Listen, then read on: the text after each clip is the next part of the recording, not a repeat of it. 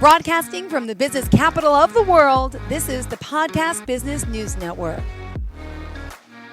From Compassionate Healing Services, we are joined here by the founder and owner, CEO, Ms. Schwarz. And I want to say that the right way, Schwarz, right? There's no T in it. So just make sure everyone calls you by the right name. Kat with a K, K-A-T. And Schwarz, we're excited to have you back here today to talk about all the work you're doing holistically that is helping so many people. The website, it's chsyoga.com. And again, that stands for Compassionate Healing Services. So welcome back today. How are you? I'm great, Jill. Thanks for having me back. Well, thank you for being here. Just a little bit about yourself and your unique approach. Would you mind sharing a little bit about what it is you do specifically? Absolutely. So again, my name is Kat Schwarz. I'm the CEO and founder of Compassionate Healing Services. My foundational background is in physical therapy. I was a physical therapist for almost 20 years. I no longer work in that specific realm, but obviously it informs all the work I've done moving forward. Right now, my focus is really on holistic mental health care and suicide prevention. And I do that through a variety of means. I am a yoga teacher. I'm a certified accessible yoga teacher. I'm a meditation teacher. I'm a Reiki master teacher. I am a spirit medium. And I am also, as I've said in many episodes, certifiably crazy, if you want to use that label, in regards to my personal experience with mental illness. You know, I really come at this from an experiential perspective. It's not something that I've read about. It's not something that I went to school for, but it's something that as I descended more and more into my own madness, if you want to say. At one point, I was told I was bipolar and would have to be on medication for the rest of my life. And it was really in having a psychiatrist validate the complex trauma that I had been through throughout my childhood and ongoing into my adult relationships, as well as my use of cannabis as medicine, and gave me a diagnosis of complex PTSD and started to really legitimize that for me, that all my mental health symptoms systematically disappeared. And so I'm really, and then I had a very shocking to me spiritual awakening after 18 years of atheism. And that really pivoted how I see, as I said, with my background in physical therapy and combined with atheism, had really deeply explored this idea that we are just physical, and have now really developed a much greater understanding of how the body heals, why the mind descends into these thoughts and beliefs that do not serve us and ultimately can be lethal, or certainly can lead us to behaviors that do not serve us in the form of addictions and the like.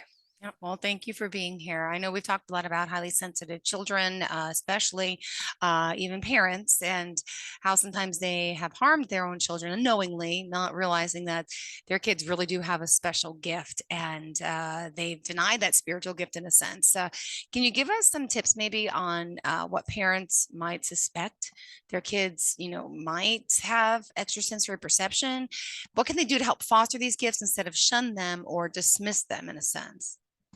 Absolutely. And I really wanted to focus on this episode, because if you go back and listen, and I hope you do, to episodes 2 and 3, we did talk a lot about how children are harmed when their parents don't either understand or believe in or actively deny these gifts. So I wanted to first start here by just going over something we went over in episode 3, which is the 4 types of extrasensory perception.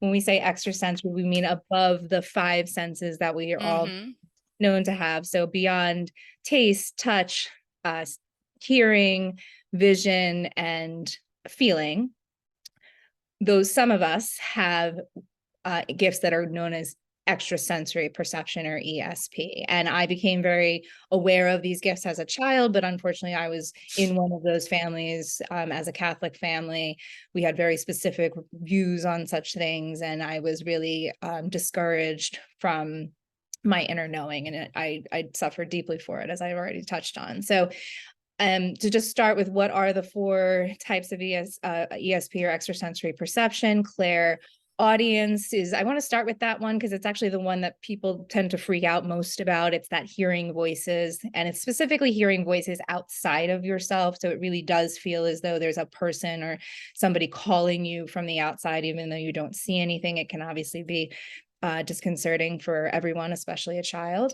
There's clairvoyance, where you would see energy. You might call that ghosts or spirits. You might see, as I do, flashes in my third eye, flashes of pictures and things of that nature. There's clairsentience, which is when the person can feel energy. This is my strongest gift. When I align and tune into my Reiki energy, I am moved by it. I can align to the point where it moves my body. And then the downloads that are coming down is claircognizance, that the knowing. It's a knowing beyond your intellectual knowing, and Mm-hmm. it happens when you're in an aligned place, which is when you can access these gifts. And I should say that children are, for the most part, kind of born and stay in alignment. I mean, children are very naturally expressive. They don't hide their emotions, as we know, right? They True. Yeah. right. Children know that emotion, energy and motion, it's supposed to be expressed.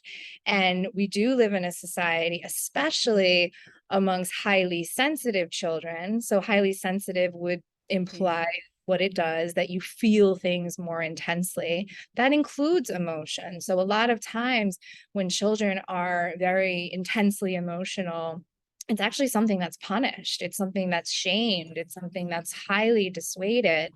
And that's dangerous in many ways. As I said, emotion, energy, and motion, when we start to block or push down our natural emotions and we don't express them, that's where dis-ease comes from. Yeah. I mean, you can do that. It's a choice you can make, but it's not a healthy choice for the body. And ultimately, especially as you go into adulthood and this becomes a chronic condition, yes, dis-ease can certainly develop. So it's very important that you allow children to be emotionally expressive, even if you don't understand the intensity with which they're feeling, or even necessarily what triggered that. Or as a parent, we have to sometimes own that we will, not maybe, we will sometimes be wrong. We will sometimes make mistakes. We will Yeah. ourselves become very reactive and Mm-hmm. have say or do things that we don't necessarily agree with once we've calmed down. And it's very important that parents apologize to their children and even offer age appropriate explanations. Mommy wasn't feeling well yesterday, and I let that get the best of me. Because kids, what they're going to make up in their heads is going to be far worse. And when you lose your what around your kids, they Yeah. don't think what's wrong with her. They think, what's wrong with me? Yeah. They really do internalize it. And we have a very short window in childhood where we can really steer this in a healthy way. And Yeah. it starts with you being able to control your own emotions, you being, quote, selfish enough to have that self-care. I would much rather spend 10 quality minutes with my children than an hour in which I'm fussing at them. Let them go on their screens and me do whatever the heck I need to do, and let me calm myself down. And then once I feel calm, what is the response? I'm not saying their behavior doesn't necessarily require discipline, but that's very different than punishment, right? Yeah. You want to look at, similar to why I wanted to do this today, rather than telling people what not to do, reinforce the positive things they are doing or the behaviors that you want to see. So getting back to things that could help a highly sensitive or child with ESP, let's get back into that realm of woo, right? Astrology. Get to know your Mm-hmm. child through their astrological birth chart. Get to know yourself through your astrological birth chart. We are born on purpose for a purpose. And that is never more obvious to somebody who goes, and I can introduce you to multiple talented astrologers. It's not my area of expertise, but I have many friends who are quite expert at it. I had a reading yesterday that was profound. And what's so wonderful about it, especially if you can do it in conjunction with your child, is you might start to really understand that these Mm-hmm. behaviors are coming from somewhere, or this is just how your child is wired, or Yeah. these are the things they actually intended to focus on in this lifetime as far as life lessons and personality traits. And yes, all of that truly is Is. it's the most ancient science on earth, astrology. And I think the reason why it's so dismissed is because the very idea of it, that this higher force, the same higher force, by the way, that's running through you and me Is. and guiding you and I, is the same force that keeps our planet spinning in perfect proximity to other planets, right? And so it's so much greater than the human mind can even conceive of, that we would rather just dismiss it. And Wow. especially because so many astrologers are women, and we tend to dismiss women, don't we? You know, We all do. or the, Absolutely. Yeah. we dismiss the intuitive gifts that women bring. Mm-hmm. So, and the other part of that is even considering the moon cycles when your child is having behavioral issues. It's actually odd to me that people think that they're not affected by the moon when we know that's what controls the tides of our ocean. Yes. It's always when my dad gets crazy. And my sister told me this, and I don't understand. I don't know that, to be honest with you, like anything about it, except that when there's a full moon, my dad gets a little crazy. My parents used to fight a lot more. What do you know? What happens? Can you explain it? I know we don't have the time maybe to explain it all, but just a little Yeah, bit. like I said, I'm not an astrologer, so I'm sure someone could do a Yeah. much more eloquent job of it. But the reality is, yes, we are all being affected every Wow. single day by the energies that are around us, whether that's the moon energies, whether that's where are your sun sign, your moon sign, your rising sign, where they are in the sky, the energies, the planets that are influencing. Again, some people are going to listen to the words I'm saying and dismiss me as crazy and woo, and they can go back and listen to episode 3 and have me own that, right? But if you are serious about trying to figure out ways to help your child that isn't straight to medication, right? I'm not saying Yeah. that medication doesn't have its place, but Mm-hmm. I am firmly saying that it should never be a first line of defense. No. And it is way too often, especially among children. And then it's very difficult to turn the ship around. It's very hard to get off those medications once they've been introduced into the system. And I think yeah, as far as our first topic, I think we covered You everything kind of, yep. there. I think Yeah, you get a lot. Thank you so much for that. And you want to talk about the signs of anxiety and stress next, right? I do. Yeah. And they can be, I want to say they can be related because, Okay. we can't turn back the hands of time. And perhaps some people are listening and they're thinking, you know what? My child did say, when they Maybe. were little that they had an imaginary Mm-hmm. friend. And we of course we said, oh honey, that's not real. And they haven't said it since. And the point I want to make there is your children are really testing you to see if you're a safe person to authentically express with. And no more can a child who's Child. not straight become straight just to please the parents. A child who has extrasensory perception can't turn that gift off just because their parents don't believe them. But what they can do is put it in the Mm-hmm. and they can internalize that there's something wrong with them. There's something wrong that their parents don't, Yeah. experience, or in society at large isn't talking about, and that becomes internalized. And it's not long. My oldest son is just coming into middle school, and I know we're at the stage, unfortunately, Oh, where bad behaviors, children who were highly stressed. That can come from many places, right? That can come from a child who has, we just talked about, gifts that aren't being validated or fostered, or mm-hmm. shamed and judged. That can come from overtly abusive situations. Unfortunately, we do know that those exist. And that can come from, for better or worse, and I would describe this more as my childhood, very toxically stressful circumstances, not Yeah. necessarily coming from malice, but coming from the fact that life is hard, right? And I didn't come from a family where we were financially blessed. And, I came from a family where there was a lot of trauma, a lot of death, a lot of illness, a lot of things that children shouldn't be exposed to early. And when you are far more likely, as I was, to turn to alcohol, to Alcohol, drugs, drugs, turn to. turn to Mm-hmm. risky behaviors. If you don't really care if you live or die. You know, you might not be saying that, but if you're kind of apathetic about your own life, you're going to do things that are far more risky than somebody who has a lot of self-worth, right? Yep.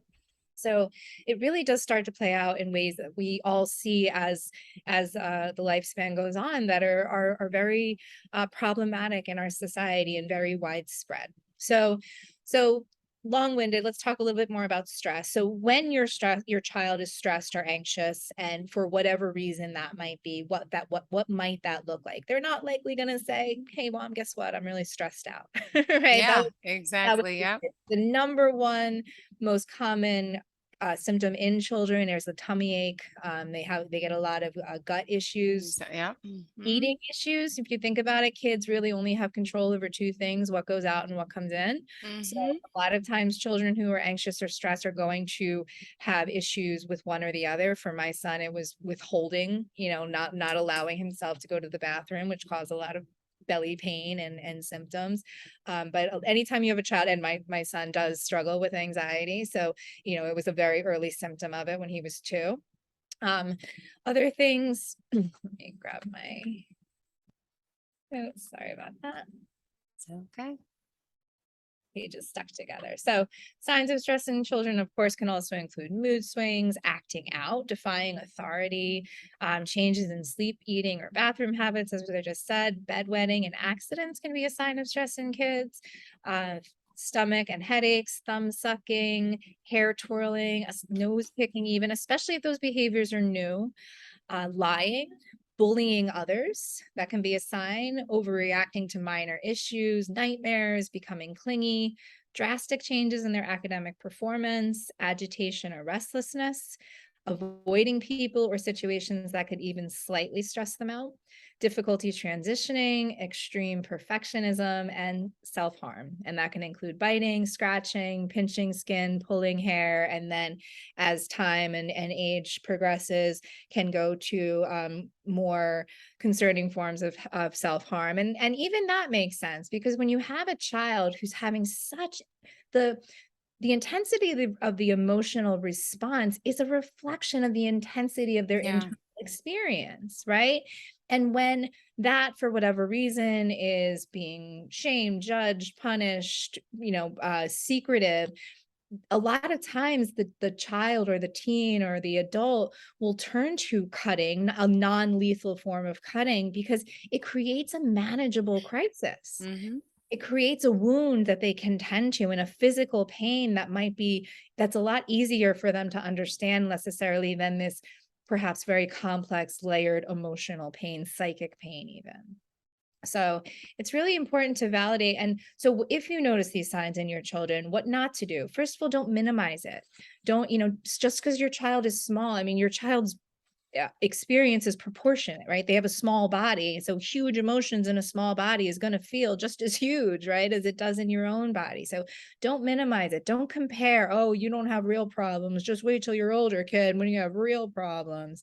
I might be thinking or hearing of things I heard in my own childhood. All of us. Yeah. Hmm. Don't get frustrated or angry with them. Do your work. Do your work. As I said, step away, separate yourself from your children. Do what you need to feel better, and then come back when you can be present with them in a calm and responsive way. Don't ignore the issue. It will get bigger and it will get worse, I promise. And don't break their trust. If you tell your child that you're going to keep their confidence, do so. And if you cannot keep their confidence, let's say a child wants to tell you something, but not your partner, and you don't Yeah. feel like you can do that, you also want to tell them that as well, right? You're not going Yep. to say, of course, I'm going to keep your confidence and then break their trust, because that really does, again, you're teaching your children, are you a safe person? Are you a safe person for me authentically to express with and to? And the answer to that is going to really be indicative of how much power and influence you're going to have in your child's life as they get just a little bit older, right? It doesn't Huh? take long until that defying authority starts to kick in. Yeah. right? Oh, yeah. This is all great advice. It's back to school time too. So I got, the kids off to school, and it's a good time to think about how they are when they're at school, when they're leaving the house, when they're coming home, and watch all these signs. And then the teachers get to know the kids, and it's really important to pay attention. Yeah. And then Uh, there are things that show that the parents can do, again, rather than just talking about what not to do. Admit to your own stressors. As I said, mhm. your children are going to assume much worse than the truth. So if you can put it in language that your children might understand, I'm a divorced parent, I mean, obviously things didn't go well in my marriage, and we had to admit at some point that things weren't going well, but it was so much better for us to sit down and do it in age appropriate terms rather than just letting them hear us fight and not come back to the issue. So just being really honest and treating your child like a person, because they are. Yeah. Treating your child like a little human being, because that's exactly what they are, and they deserve the same level of respect. Establishing non-judgmental communication, really establishing yourself as that safe person that they can go to. Spending quality time, again, quality, that might mean 10-15 minutes. And I mean that at the end of a very busy day, especially if there's been a custody exchange and we have early school time the next day. And, I'm a working mom. It might just be that last few minutes of snuggle time in the day that's really quality, but it's quality. Mm, Right. love And snuggle time. Yeah. right. And you're really and if you're not blessed enough to be there for snuggle time, because that's a reality for parents, to establish a connection, whether it's via text or a phrase you always say to them at bedtime that you can put in a stuffed animal, or there's got to be some level of quality, safe interaction every day. And so Absolutely. many days that you're with them. We already touched on apologizing when you make mistakes. True. That's pretty groundbreaking Owning, for some and parents, owning it. Yep. Hmm. especially if you were never apologized to, let's say, by your own parents, right? The people, I do believe that people can only do as well as they are taught. Yeah. But once you have even one person, and maybe I'm that person that inspires you toward a different perspective or gives you real life practical examples of things that you can do, when you know better, do better, right? That's like, I believe Dr. Maya Angelou said that. So let's excuse me, let's apply that with our own families, right? And not repeat the mistakes that were made with us, so that our children can have a healthier experience. I wish I had Absolutely. known. I had a friend once who was a I'm sorry, a fellow mental health warrior, who was interviewing me for his podcast. And he said, if you could go back and talk to 27-year-old me, which is when his crisis started, what would you say? And I said, oh, if I could just go back and talk to 7-year-old you, it would be so much more successful. Yeah. Right. Yeah. And So, even at that young age, though, suicide prevention, I know is something important to you that you wanted to share with us, but we should be discussing that at young ages, right? and yeah, and that's for me what that looks like really is starting it as early as possible, right? Going Hmm. um, into the school environment. The school environment makes the most sense, right? Because even unfortunately, not every child is born into a family that is practicing healthy communication and Hmm. boundaries, Openness. Yep. Hmm. or where there's even physical safety, right? So we have to be realistic about the fact that our school environment is where we're going to be able to reach most children, and allowing that to be a place where, when I first became a mom, having had a poor example of happy functioning relationships when I was a child, I used to genuinely, I would stop and I would watch Sesame Street and I would watch Daniel Tiger with my kid, and I was learning and I couldn't get enough of it. I say Daniel Tiger helped me raise my boys. Wow. Yeah.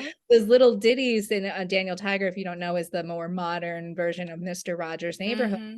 What a gift he was to this world and to children.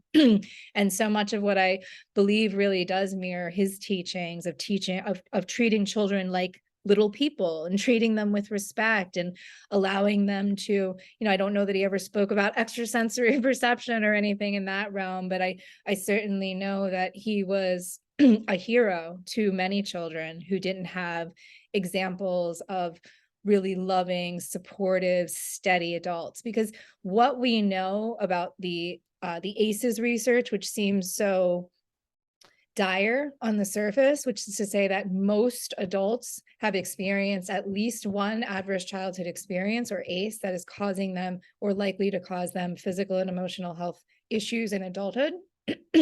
We do know that the factors of resilience include even one safe person, one steady presence in a child's life, or even an adult's life. Who's more deserving of unconditional love than those who have never had it? Yeah. Right? And so I think that when we talk about getting serious about suicide prevention, I think that looks like anything in the school environment, anything from really free and low cost things, from music to raise the vibe, if you will, like, more hype up music when you're walking into school, more music that is soothing and conducive to learning as the school hours go.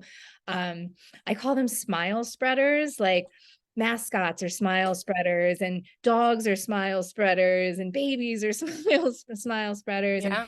these are things that we can bring not just into our sports, our sports teams with the mascots, but having and even having buddy systems where you are matched with a classmate, and you learn about that classmate, and then you write a letter about how great they are, and they Yeah. receive a letter of, and for some kids that might be because they come from really loving households, that might be their umpteenth True. confirmation of their self-worth and esteem. And for other children, it's the very first time they've heard a kind word about themselves. And Yeah. it could be life changing. We've all heard of those stories of someone who was perhaps planning to end their life, and then a stranger smiled at them that day, and it's how they And knew it that they were. changed that And day. it Yep. changed everything, right? So we really can, especially in the school environments.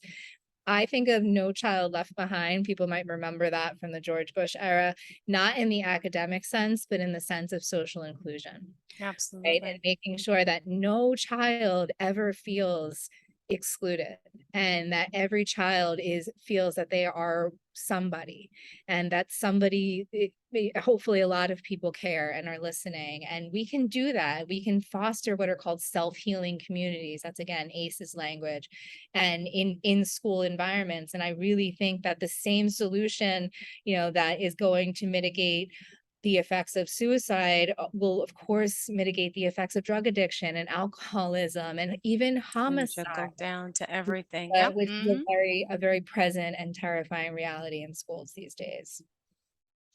Well, Kat, I also want to just ask if someone wants to reach out with you to work with you, could you tell us the best forms of contact, phone number, email, social media? Please. My website is CHS, that stands for Compassionate Healing Services yoga.com. You can email me at info@Compassionate Healing Services. My Instagram is Compassionate Healing Services. Sorry for the long, the long handle. Okay. And my phone number is 856-334-0018. And Perfect. next episode, I actually want to just go through what all my services that I offer, Perfect. and what holistic mental health care really looks like in my view. Perfect. Sounds good. Thank you so much, Kat. Have a great day. Are you looking for even more of the podcasts and hosts that you love? The Podcast Business News Network is proud to announce that you now have even more ways to listen live. Check out the MyTuner Radio, online radio box, and Simple Radio apps on iOS and Android, or find us online. Search for Business News Network on mytuner-radio.com, or search Podcast Business News Network on streama.com and onlineradiobox.com/US. Take your podcasts on the go and don't miss a minute of the action.